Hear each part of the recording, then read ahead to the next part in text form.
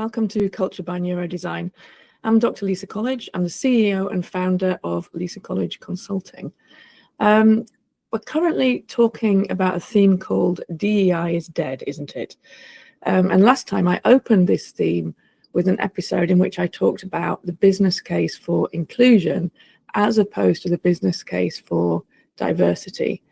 By diversity programs, what I mean is that you have one program to promote women in an organization, and it has a percentage target for the number of women which you want to have in particular roles, often senior roles. And then you have a separate program which focuses on people of color, also with its own percentage targets, and maybe you have some other programs as well. But these, at least the women and the people of color programs, are separate. They're two separate programs. That's what I mean by diversity programs. And what I said last time is that diversity programs is one of the pretty standard DEI, diversity, equity, and inclusion practices that, when that's the only thing that exists in an organization, I believe needs revisiting. I think that that approach to DEI is dead. But of course, I don't think that DEI as a whole should be paused. I said I would cover next time what I think we should do with DEI, and here we are, and that's what I want to cover today. So this episode is called We've Invested in Diversity, Can We Hit Pause? And the short answer is, well, of course you can. If you want to, I can't stop you, but you shouldn't, right? If you want to benefit from the improvements that I described in the last episode, which are available to you by investing as a priority in a good DEI program, you shouldn't hit pause on DEI. In the second episode of this podcast, I talked about my personal experiences with focusing only on diversity programs. And I said that one reason that I couldn't really feel close to any of them was that each tries to level the playing field only for a certain group of people. And I think that's unfair. I just can't make progress with something that I think is so unfair. So let's take a typical scenario. If we're targeting the percentage of women and people of color in leadership positions, what do organizations often do to hit the goals? Well, they often do mentoring of women or people in color. They often do special training programs. Likely they set targets in recruitment. I have talked to many people who have said that the HR advisors have said, make sure that you recruit a woman for this role, or make sure that you recruit a person of color for this role, regardless of whether they had the right skill set for the job. In other words, we often positively discriminate in order to hit those targets. And if, as someone who is seeking a role, you don't happen to belong to the right group to get this special treatment, then in effect you're being penalized, right? You're being discriminated against while people are trying to improve the DEI situation in the organization. The goal of DEI for me is that everyone is supported to have an equal opportunity to succeed.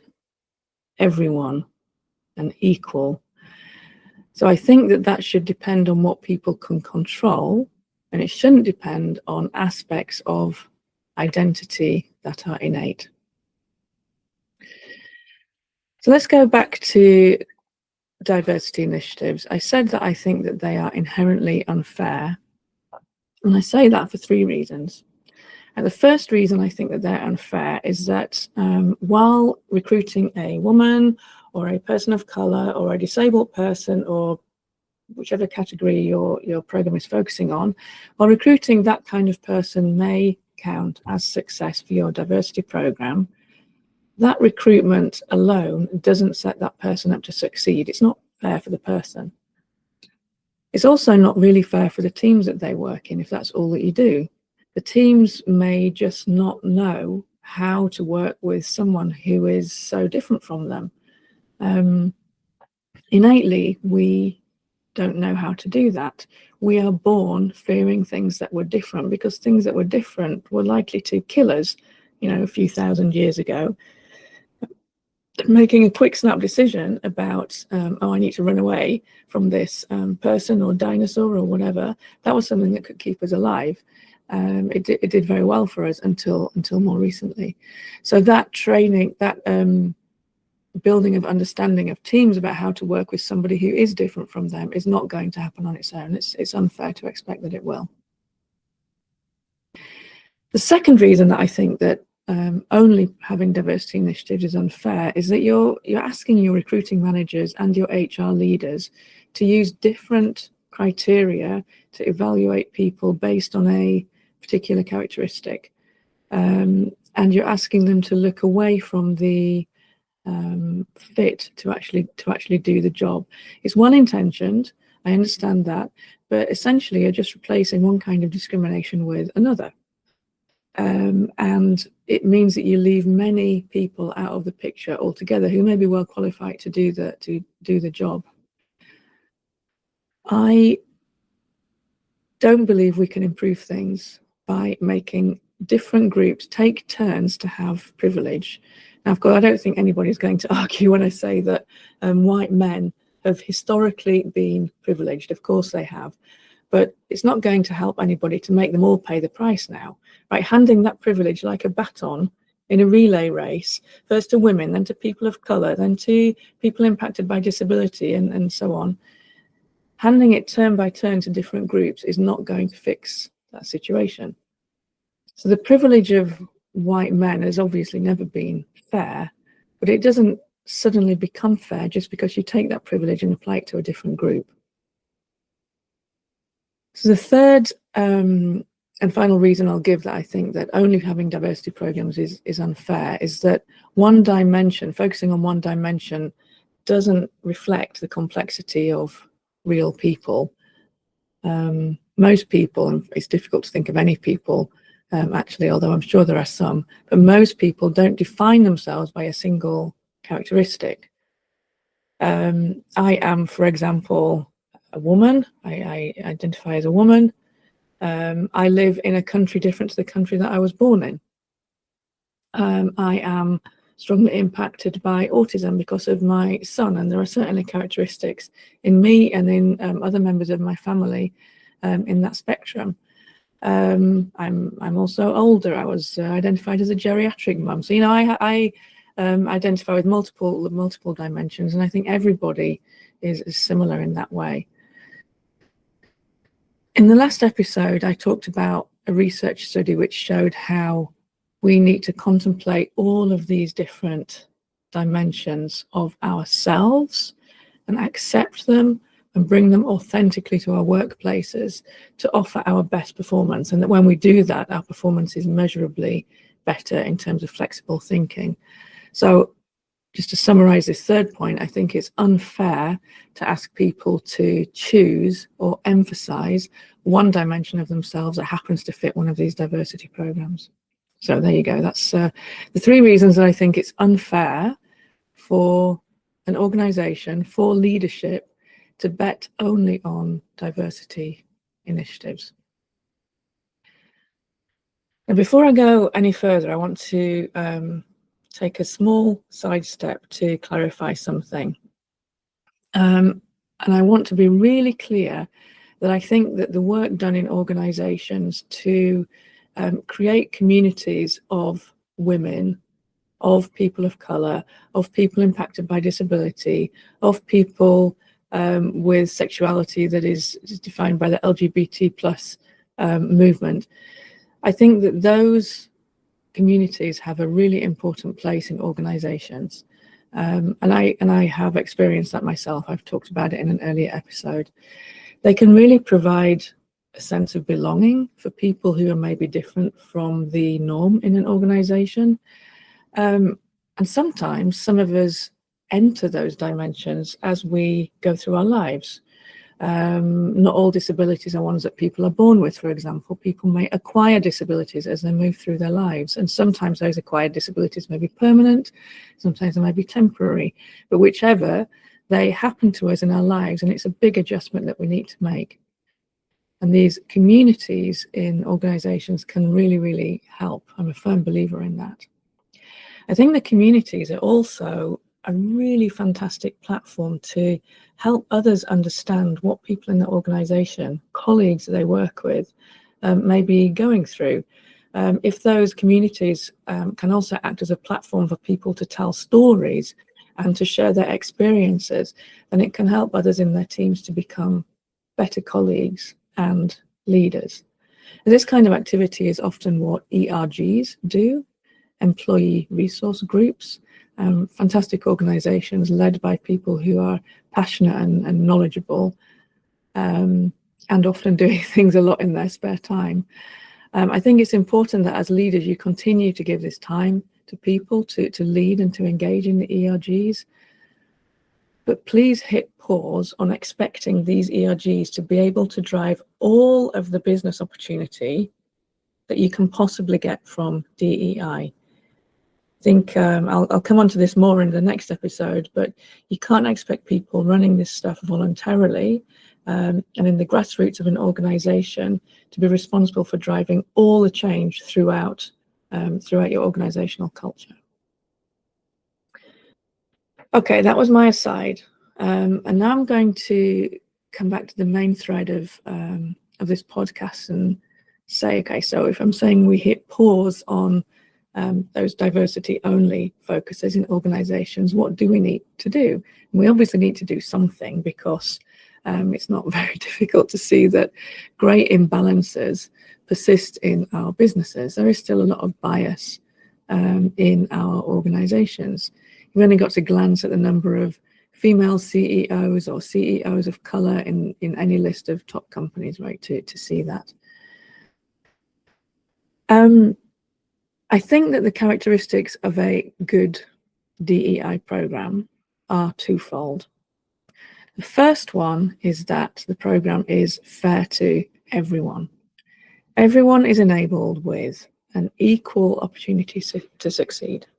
I'm not talking about giving people a free pass, that you succeed regardless of what you do because you are in this particular dimension of diversity. It's not a free pass, it's an equal chance, right? People all have to put the effort in, take the same risk, invest the same time to keep growing their skill set and so on. But it has to be fair to everybody. And the second characteristic is that it should also drive organizational success. It's not enough to do something just because it's the right thing to do for an organization. I think an organization also has to make sure that programs that they invest in as a priority also contribute value. They also drive organizational success. And I discussed that in the last episode, so I'll leave that there. So when you think about this kind of program, what it means is that your DEI program that can drive this business opportunity has to be a leadership-led program, and it has to be a strategic priority with targets, with a person being accountable, with proper time dedicated to it, just like any other priority. Right? This is not special because it's DEI.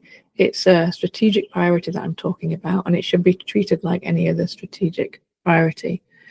And you would have this strategic leadership-led program in place in your organization alongside any ERGs that you have, which are taking care of making sure people feel that they belong and can also feed into the leadership-led program. Again, more about that next time. So thinking about these two characteristics, that's why I got so excited when I started experimenting with taking lessons from what I learned about helping my son who's autistic with learning difficulties. When I started applying lessons that I learned from him to teams, I started experimenting what would happen if I took this behavior and put something in place that was equivalent for the workplace in teams. And of course, by then I wasn't only thinking about autism, but neurodivergence more widely, so dyslexia, ADHD, and so on.